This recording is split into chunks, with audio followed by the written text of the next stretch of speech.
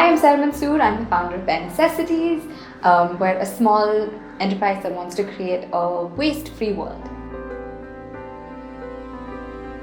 So essentially, I think I've been an environmentalist for a long time. So I'm obsessed on various environmental issues for a really long time. But honestly, it was moving back to Bangalore when I was working with waste pickers around Bangalore city that made me kind of really confront our waste problem and my own waste problem in a very personal level. The broken glass bottle that that gentleman Rahman was picking up could have easily been the bottle that I threw out 2 days before, or the sanitary napkin that he was sorting through could have easily been mine. And I think it just internalized kind of the social justice issues associated with our waste problem. And for me, the best way I knew how to live a more, to basically stop being part of the problem was to live a zero waste or a low impact lifestyle. Honestly, when you first started, there was people didn't know what zero waste was, right? It wasn't such a big thing in 2015. A lot of people are like, so you're talking about Kachra, and you went to Cambridge to work on waste in India. It was just really kind of hard to process. And I think the best thing that everyone can do is to segregate their waste. And then the second, that they can just compost all of their organic waste. So the banana peel you had this morning, you can literally just put it into a pot or a kamba or compost it. And if you can just compost on site as much as possible, you're literally reducing 60 to 70% of waste from even going out of your house.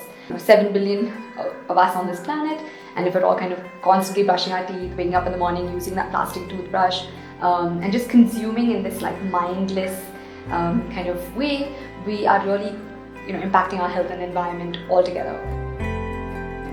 So just kind of looking at the baby steps. Can I switch to a compostable bamboo toothbrush, for instance? When you're done, you can compost it and it'll go back to the earth. Can I perhaps use a menstrual cup? It's made from medical grade silicone. They've been using it since the 1920s with absolutely no negative health impacts associated with it. And this replaces all tampons or pads which have 7 to 9 plastic bags in it. It takes 700 years to start disintegrating. And similar things for even cloth diapers. I think but what are the lifestyle things that you can do that will just become a gateway? Carrying your own water bottle. I think especially now we're always thirsty, and then we're scared and worried about the whole health element of it and hygiene element. So just carrying your own water bottle and carrying your own cloth bag and maybe using a bamboo toothbrush. I think these three can be great gateways to living a more mindful, less wasteful lifestyle. When people see something that's packaged in plastic, you might immediately associate that it is clean or hygienic or sanitized and safer, right? And I think currently we're living through the largest global garbage crisis of our lifetime. And it's said that a lot of countries have produced the same amount of waste that they would over the year in the span of 2 months, in the first 2 months of the pandemic. Of course, it's a hard time for all companies, all businesses alike, all over the world. But I will say is that we have a phenomenal team who have just been really kind of innovative, of been able to be positive during this time, really lean on each other, come up with new ideas. We took more things online. We created an ebook, we created a kids book, we have an online course. We did a bunch of free webinars and talks and workshops to kind of sensitize people and spread awareness about the waste pandemic as well parallelly.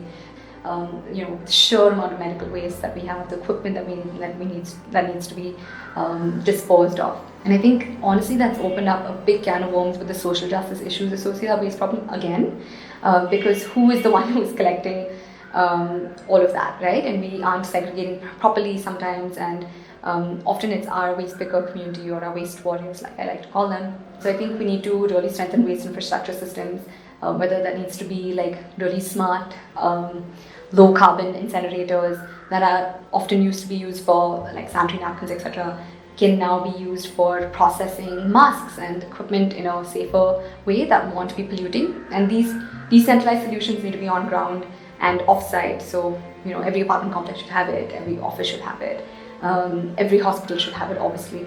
So things like that. So I think we can do some things like that, but also little things, if we could all just use maybe a cloth mask and wash it out with hot water.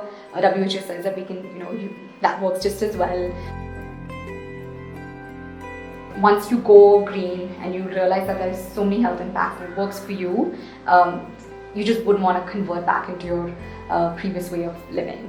For me, personally, when I started living more sustainably, we started to get a box of vegetables that come from OT, and my mother wasn't really on board with the zero waste thing.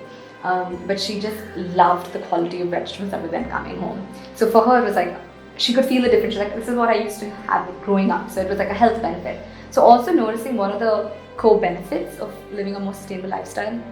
Maybe for you it could be money. Maybe you could save 2 lakhs over your lifetime by just using a menstrual cup, which is a one-time investment.